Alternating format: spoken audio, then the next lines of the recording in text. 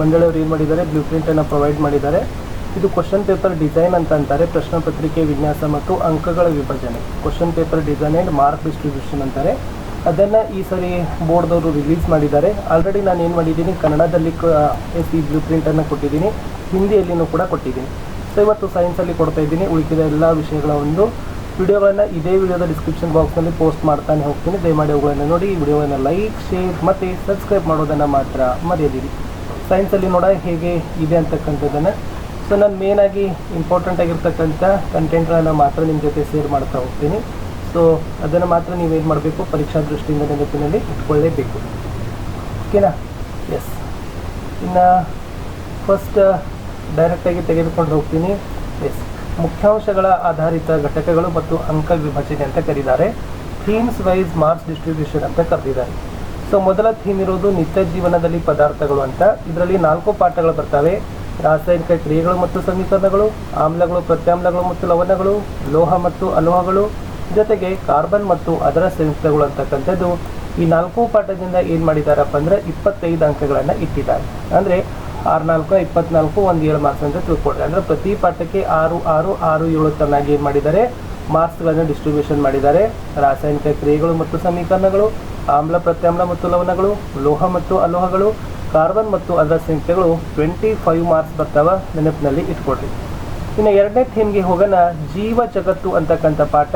ಇಲ್ಲಿನೂ ಕೂಡ 4 ಇದಾವೆ.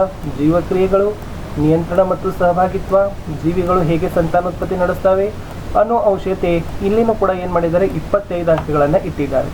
ಸೊ ಇಲ್ಲಿನೂ ಕೂಡ ಪ್ರತಿ ಪಾಠಕ್ಕೆ ಮಿನಿಮಮ್ 6 ಅಂತ ನೀವು ಏನು ಮಾಡಬೇಕು, ಓದಬೇಕು. ಇನ್ನು ನೈಸರ್ಗಿಕ ವಿದ್ಯಮಾನಗಳಿಗೆ ಬಂದಾಗ ಸೊ ಇಲ್ಲಿ ಕೇವಲ 2 ಪಾಠ. ಬೆಳಕು, ಪ್ರತಿಫಲನ ಮತ್ತು ವಕ್ರೀಭವನ, ಮಾನವನ ಬಣ್ಣು ಮತ್ತು ವರ್ಣಮಯ ಜಗತ್ತು. 13 ಮಾರ್ಕ್ಸ್ ಇದ್ದಾವೆ. ಅಂದರೆ ಪ್ರತಿ ಪಾಠಕ್ಕೂ ಕೂಡ ನೀವು 6 7 ಅಂಕಗಳನ್ನು ತಗೊಳ್ತೀರಿ. ವಸ್ತುಗಳು ಹೇಗೆ ಕಾರ್ಯನಿರ್ವಹಿಸ್ತವೆ ಅಂತಕ್ಕಂಥ ಥೀಮ್ ಮೇಲೆ 2 ಪಾಠ. ಒಂದು ವಿದ್ಯುತ್ ಶಕ್ತಿ, ಒಂದು ವಿದ್ಯುತ್ ಪ್ರವಾಹದ ಕಾಂತೀಯ ಪರಿಣಾಮಗಳು. ಇವು 2 ಪಾಠಕ್ಕೆ 14 ಮಾರ್ಕ್ಸ್ ಕ್ವಶನ್ ಆನ್ಸರ್ಸ್ಗಳು ನಿಮಗೆ ಕೇಳ್ತಾರೆ. ಲಾಸ್ಟ್ ನಮ್ಮ ಪರಿಸರ ಒಂದೇ ಒಂದು ಪಾಠದ ಮೇಲೆ 3 ಮಾರ್ಕ್ಸ್ ಕ್ವಶನ್ಸ್ಗಳು ಬರ್ತವೆ. ಸೊ ಟೋಟಲಿ 80 ಮಾರ್ಕ್ಸ್ ಇತ್ತು. ಇದನ್ನು ಸ್ವಲ್ಪ ನೀವು ನೋಟ್ ಡೌನ್ ಮಾಡ್ಕೊಳ್ಬೇಕು, ನಿಮಗೆ ಗೊತ್ತಾಗಬೇಕು. ನೆನಪಿಟ್ಕೊಡ್ರಿ, ನಮ್ಮ ಪರಿಸರ ಒಂದು ಬಿಟ್ಟು ಉಳಿಕೆದ ಎಲ್ಲ ಪಾಠಗಳಿಗೆ ಮಿನಿಮಮ್ 6 7 ತರನಾಗಿ ನಿಮ್ಗೆ ಏನು ಮಾಡ್ತಾರಪ್ಪ ಅಂದರೆ ಕ್ವಶನ್ಸ್ಗಳು ಬರ್ತಾವೆ ಅನ್ನೋದನ್ನು ಸ್ವಲ್ಪ ಮೈಂಡಲ್ಲಿ ಫಿಕ್ಸ್ ಇಟ್ಕೊಂಡ್ರೆ ಸಾಕು. ಮುಂದೆ ಹೋಗೋಣ. ಎಸ್, ಇದು ಸ್ವಲ್ಪ ನೆನಪಿಟ್ಕೊಳ್ಬೇಕು ನೀವು. ಈ ವರ್ಷ ಹೊಸದಾಗಿ ಮಾಡಿದ್ದಾರೆ. ಸ್ಮರಣೆಗೆ 16 ಅಂಕ ಕೊಟ್ಟಿದ್ದಾರೆ, ತಿಳುವಳಿಕೆಗೆ 32, ಅನ್ವಯ 16. ಚಿತ್ರ ರಚನೆಗಳಿಗೆ ಬರೀ ಚಿತ್ರಾನ 12 ಮಾರ್ಕ್ಸಿಗೆ ಬರ್ತಾವೆ. ಸ್ವಲ್ಪ ಹೈಯರ್ ಲೆವೆಲ್ ಥಿಂಕಿಂಗ್ ಅಂತ ಕರೀತಾರೆ, ಹಾಟ್ ಕ್ವಶನ್ಸ್ ಅಂತ ಕರೀತಾರೆ. ಹೈಯರ್ ಆರ್ಡರ್ ಥಿಂಕಿಂಗ್, ಉನ್ನತ ಮಟ್ಟದ ಆಲೋಚನಾ ಸಾಮರ್ಥ್ಯ ಅಂತ ಕರೀತಾರೆ. ಅದರಲ್ಲಿ 4 ಮಾರ್ಕ್ಸ್ ಕ್ವಶನ್ಸ್ಗಳು ಬರ್ತದೆ. So totally 80 marks. ಇವು ಸ್ವಲ್ಪ ಈ ಸಲ ಏನು ಮಾಡಿದ್ದಾರೆ ಅಂದರೆ 20 ಮಾರ್ಕ್ಸ್ ಏನು ಮಾಡಿದ್ದಾರೆ, ಕಠಿಣಗಳನ್ನು ಮಾಡಿದ್ದಾರೆ. ವರ್ಷ ಏನು ಮಾಡಿದ್ರು 10% ಅಷ್ಟೇ ಮಾಡ್ತಿದ್ರು. 10% ಅಂತಾರೆ ಎಷ್ಟು ಬರ್ತಿತ್ತಪ್ಪ, 8 ಮಾರ್ಕ್ಸ್ ಬರ್ತಿತ್ತು.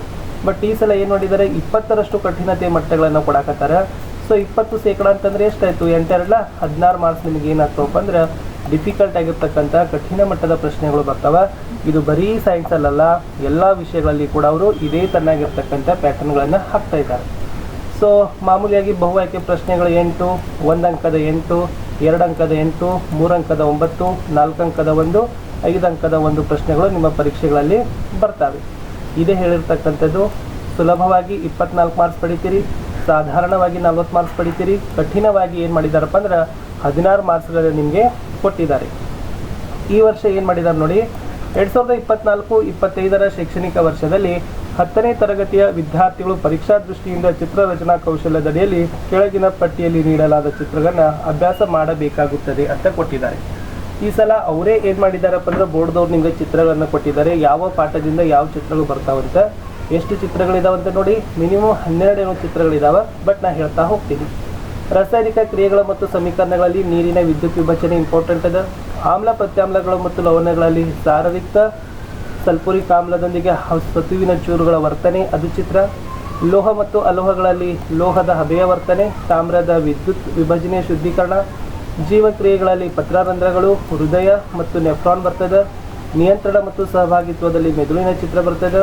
ಜೀವಿಗಳು ಹೇಗೆ ಸಂತಾನೋತ್ಪತ್ತಿ ನಡೆಸ್ತವೆ ಅನ್ನೋದ್ರೆ ಶಲಾಕಾಗ್ರದ ಮೇಲೆ ಪರಾಗದ ಮೊಳವಿಕೆಯ ಚಿತ್ರ.